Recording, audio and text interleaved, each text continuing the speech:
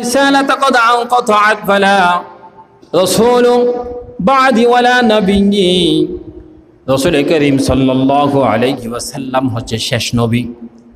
আমাদের নবী হচ্ছে শেষ নবী, কিন্তু কাদিয়ানীদের বিশ্বাস হচ্ছে এটা শেষ নবী নয়, এটার পরে আরেকজন নবী আসবেন, এরকম বিশ্বাস আছে। কিন্তু আমাদের নবী হচ্ছে খাতামুন নবিয়্যিন লা নবিয়্যা।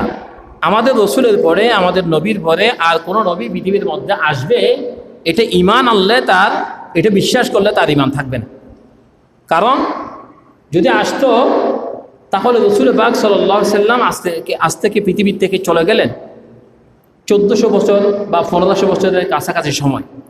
এর মধ্যে নতুন কোনো বিধান আসে নাই বা আসবে যে সেটা কোনো নমুনাও নাই।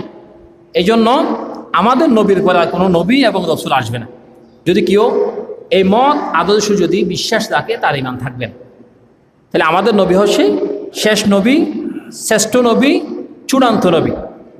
আমাদের নবীর পরে আর কোনো নবী আসবে না। এই জন্য আমাদের রসুলকে বলা হয় খাতামুন নবিয়্যিন, শেষ নবী।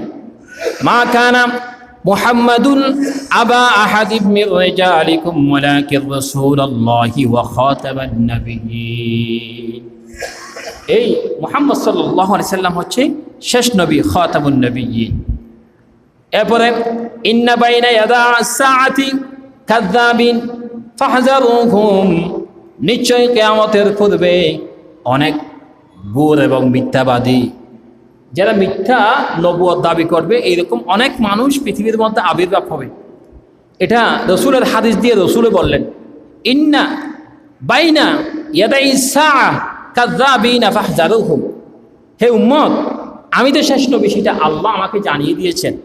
আর প্রত্যেকটি কিতাবের মধ্যে লেখা ছিল এবং কোরআনুল কারীমের মধ্যে এটা শেষ নবী লেখা ছিল।